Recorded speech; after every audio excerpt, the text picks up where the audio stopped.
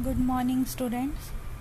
Today we will discuss a new method of separation of a solid liquid mixture, and that method is chromatography.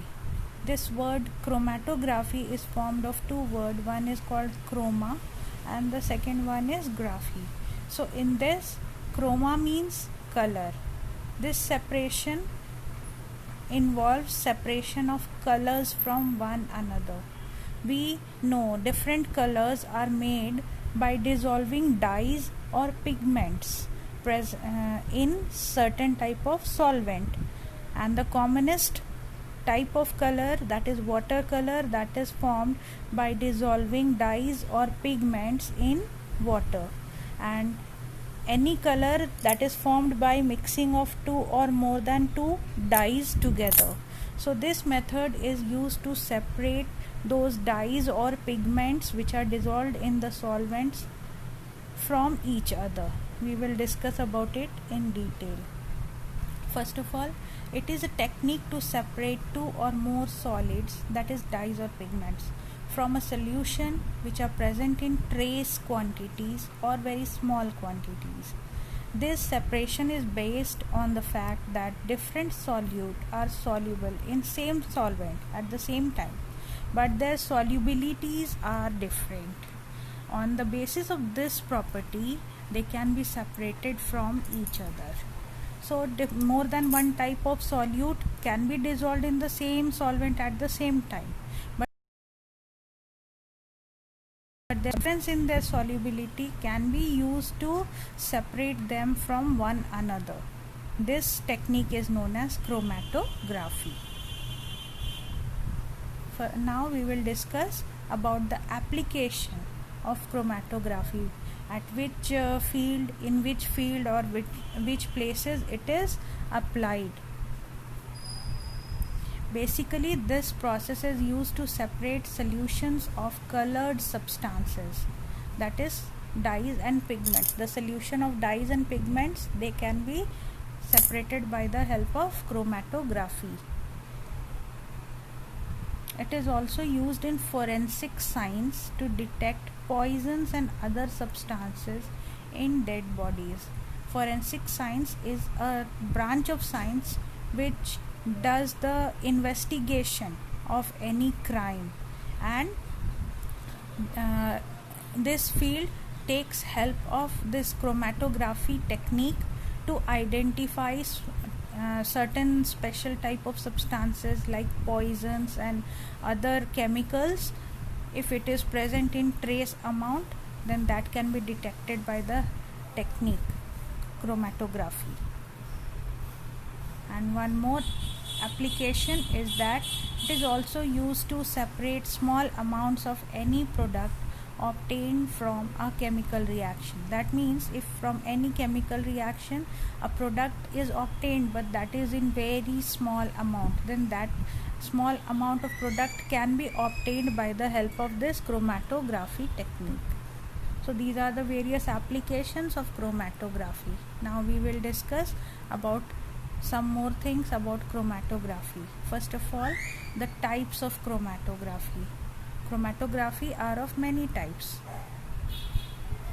like liquid chromatography, gas chromatography, paper chromatography, etc. Among these, most commonly used is paper chromatography. So we will study about paper chromatography, and in this paper chromatography method, thin and long strip of filter paper or chromatography paper is used. This paper is a special paper which is having a very good absorbing capacity of the solvent.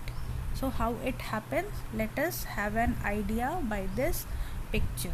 And for this we will discuss one case, how to separate dyes which are present in black ink. As we all know, black colored ink, that is formed of many colors. Many dyes, when they are mixed together, they form a black ink. So those dyes can be separated from black ink from one another by this method. Basically all the dyes, different dyes, when they are mixed together in water or any solvent, they appear black in color and they can be separated by chromatography. Let us see this picture. You can see here we have taken one chromatography paper. This is a strip of filter paper. Upon this we will put a spot of black ink here and we will draw a line along this spot. This black ink contains many dyes present in it. Slowly what we will do, we will hang this filter paper with the black spot in a container containing water in it, and we will let it hang into the container, and partially it is immersed in water, and then what happens, it is hanging by the help of sellotape and glass rod. Then what happens, slowly we will see water rises in the filter paper, because this filter paper has a very good absorbing capacity. So when water from this level rises upward in the filter paper due to absorption, so the various dyes which are present in the black spot, that gets dissolved in water, and they also start moving along with water, and then the dye which is having the lowest solubility, that will be obtained in the form of stain at the lowermost part of the filter paper. Then the dye which is having higher solubility will be obtained here, and the dye which is having the maximum solubility will be obtained at the topmost part of the filter paper or chromatography paper. These dyes move along with water.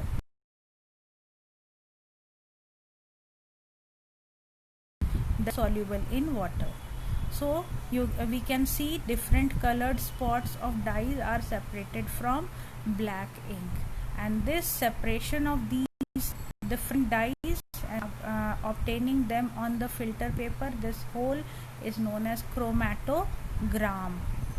So this is overall chromatography.